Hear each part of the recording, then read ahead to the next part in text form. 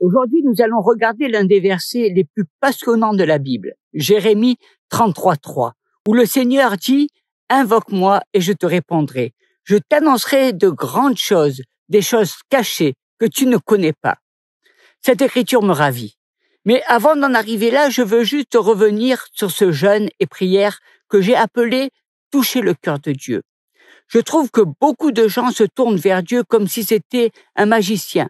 Ils ne connaissent pas vraiment le caractère de Dieu. Ils ne cherchent pas vraiment à connaître la volonté de Dieu, mais plutôt ils se tournent vers Dieu pour simplement répondre à leurs prières égoïstement.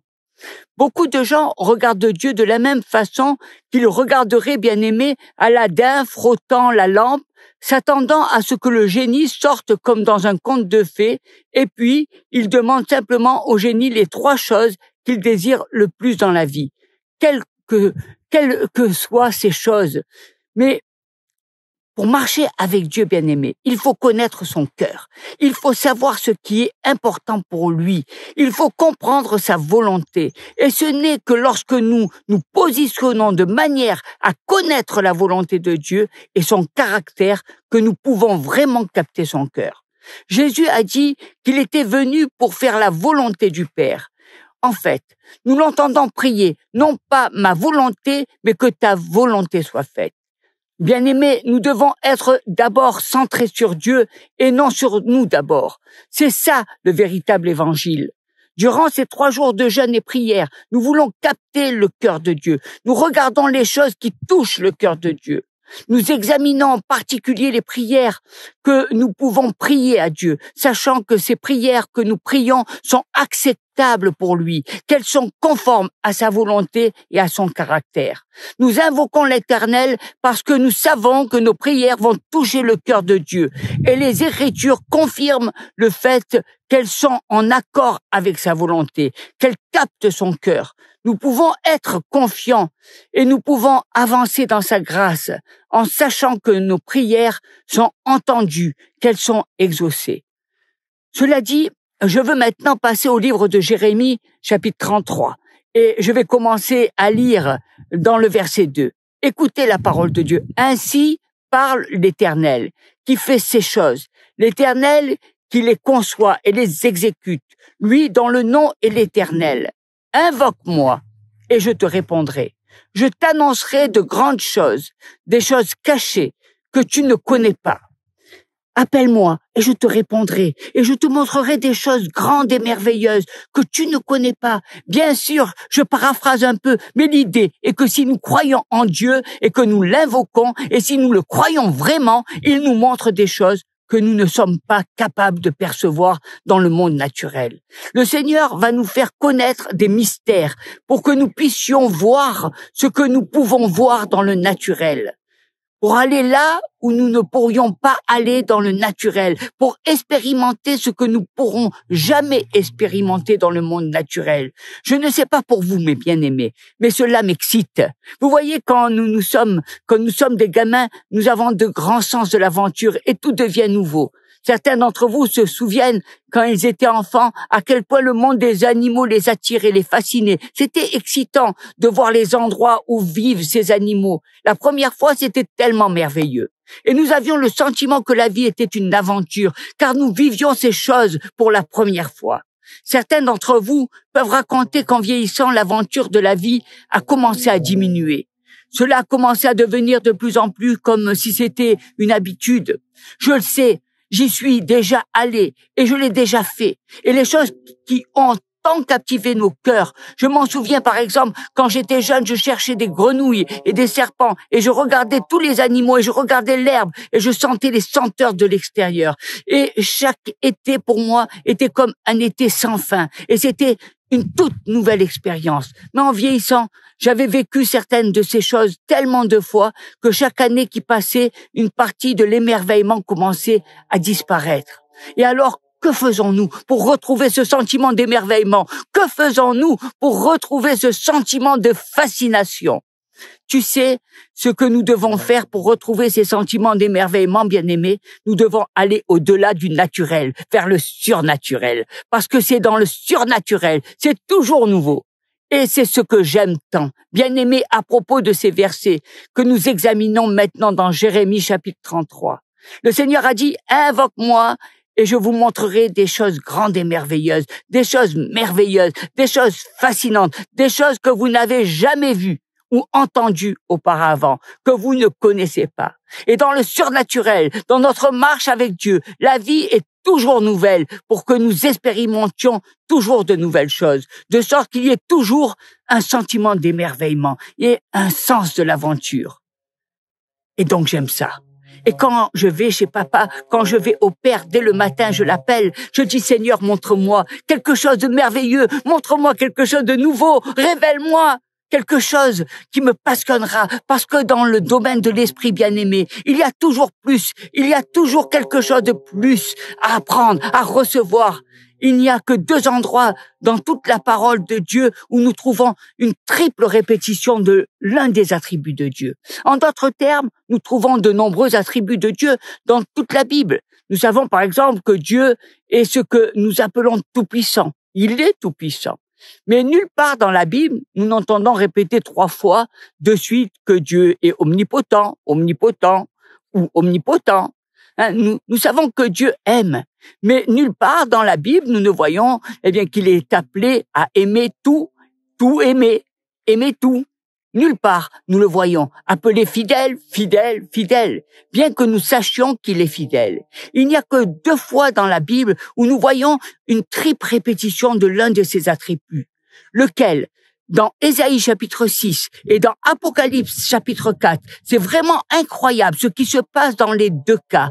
C'est que Jean et Ésaïe voient le Seigneur haut et élevé sur son trône. Ils voient réellement dans les cieux. Et comme ils voient le Seigneur sur le trône, ils entendent les anges. Et les anges ne cessent de crier jour et nuit, Saint, Saint, Saint est le Seigneur, Dieu Tout-Puissant. Maintenant, je veux que vous réfléchissiez à ceci pendant 1 seconde. Si vous entendiez juste quelqu'un au naturel dire le même mot encore et encore et encore, ça deviendrait monotone. Mais ce n'est pas ce qui se passe dans les cieux. Ésaïe chapitre 6 et Apocalypse chapitre 4. Ce qui se passe, c'est que la gloire de Dieu continue à se manifester dans des merveilles de plus en plus grandes, d'une manière de plus en plus élevée, de plus en plus glorieuse, de sorte qu'à chaque fois, une nouvelle révélation de la gloire de Dieu est libérée. Les anges répondent à chaque fois une nouvelle vague de la gloire de Dieu en disant « Saint, Saint, Saint est l'Éternel ».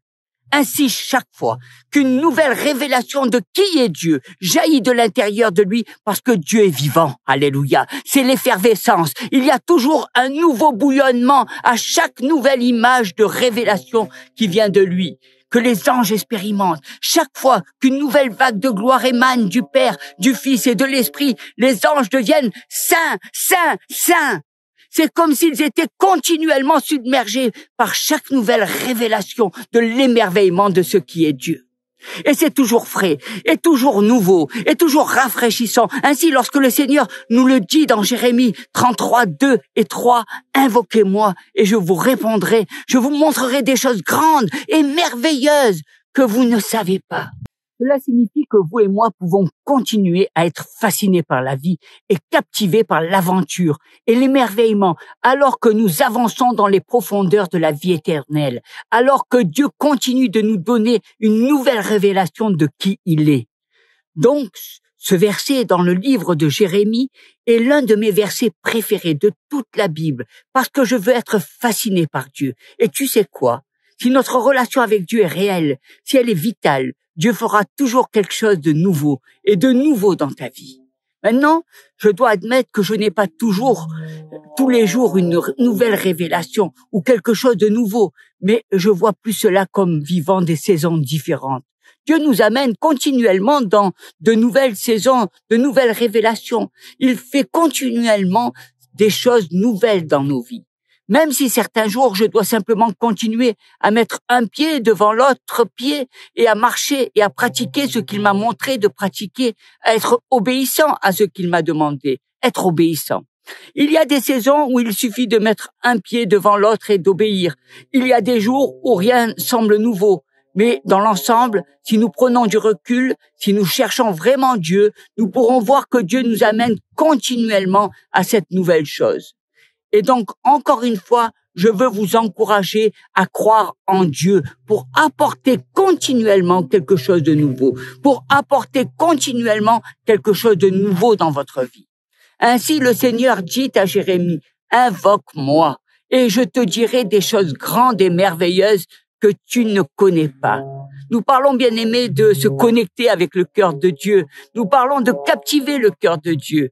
Quand nous nous tournons vers lui, il est comme notre source, car nous croyons que Dieu fait pour nous ce que sa parole a dit qu'il ferait. Et que dit sa parole? Ce qu'il fera. Sa parole nous dit qu'il nous passionnera continuellement, qu'il fera continuellement, de notre vie une aventure, que notre voyage continuera à produire de nouvelles choses si nous nous tournons vers Dieu et si nous l'appelons à faire de nouvelles choses et à nous montrer de nouvelles choses.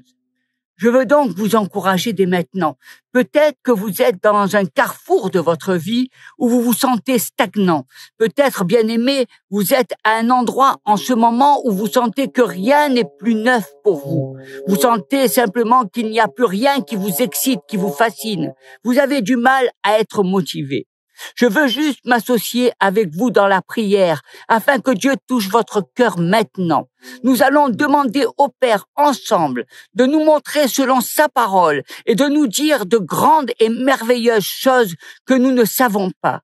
Croyons maintenant que Dieu fait pour nous ce qu'il a dit qu'il fera.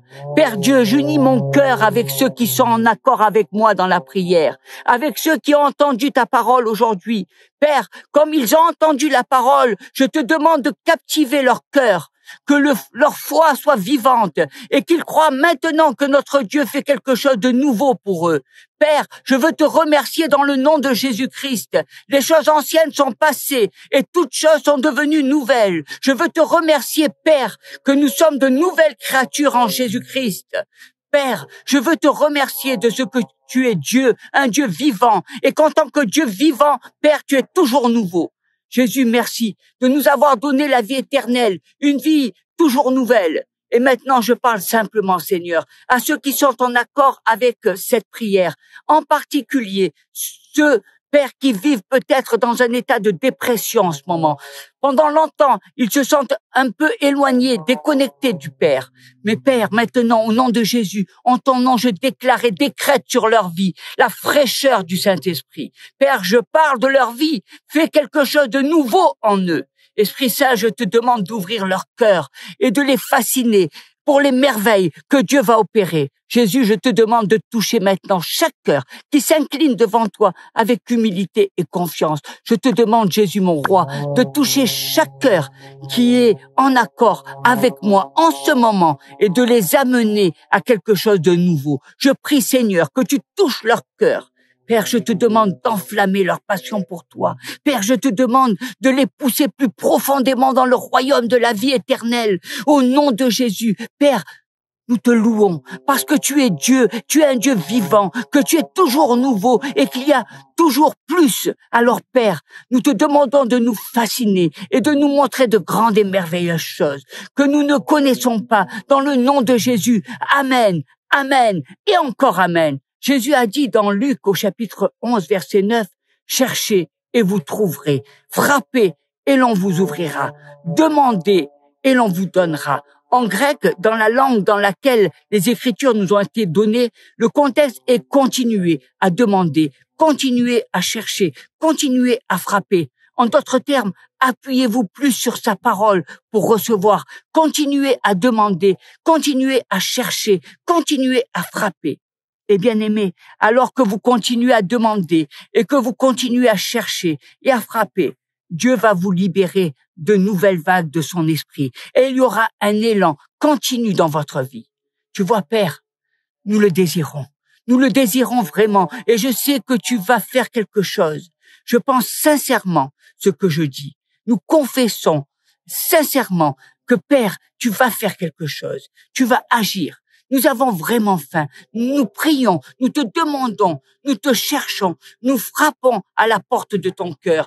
Nous repentons pour toutes les fois où nous avons regardé à nous au lieu de mettre de te mettre à la première place dans nos vies. Nous avons jeûné en nous refusant les choses dans le naturel afin de pouvoir recevoir plus du surnaturel. Alors je vous le dis et je vous encourage maintenant, si votre désir est vraiment passionné, que vous agissez réellement à la recherche de Dieu, Dieu fera quelque chose de nouveau pour votre vie. Le Seigneur a dit, approchez-vous de moi et je m'approcherai de vous. Père, nous le saisissons maintenant par la foi. Père, je crois pour ceux qui ont vraiment la foi, pour ceux qui ont vraiment faim, pour ceux qui ont vraiment soif, pour ceux qui agissent alors qu'ils s'emparent et tendent la main par la foi et ont vraiment une foi qui est soutenue par l'action. Merci, Père, en ce moment d'avoir libéré une nouvelle vague de révélation de ta gloire dans leur vie. Père, je décrète et déclare, même pendant qu'ils dorment cette nuit, Père, tu vas leur administrer de nouvelles choses. Père, je déclare que tu vas amener de nouvelles personnes et de nouvelles révélations dans leur vie qui raviveront leur passion de découvrir de nouvelles choses en toi. Père, je crois que leur vie va avancer, qu'ils vont continuer à gravir la montagne. Tu les conduis dans une autre dimension, à un autre niveau, afin qu'ils puissent continuer, Père, à marcher sur le chemin et gravir pour toujours la montagne, alors qu'ils restent fascinés. Abba, Père, Dieu, au nom de Jésus, Amen, et encore Amen. Je veux que vous sachiez que notre Dieu est vivant. Il est un Dieu vivant et le royaume des cieux est une aventure extraordinaire. Il est destiné à ceux qui ont envie de le découvrir. Il est destiné et il t'est destiné à toi qui connais Jésus, qui sait que tu es son enfant, un enfant qui regarde à Dieu, qui regarde à Jésus, qui a les yeux remplis des merveilles, qui est fasciné par la vie que tu nous donnes. Et merci Seigneur pour la dimension du surnaturel, parce que Seigneur, tu nous ouvres le ciel et tu nous montres le ciel de gloire, cette dimension qui nous amène à chaque fois à être émerveillés, à dire avec les anges, Saint, Saint, Saint est l'Éternel des armées. Soyez bénis mes amis, au nom de Jésus. Amen.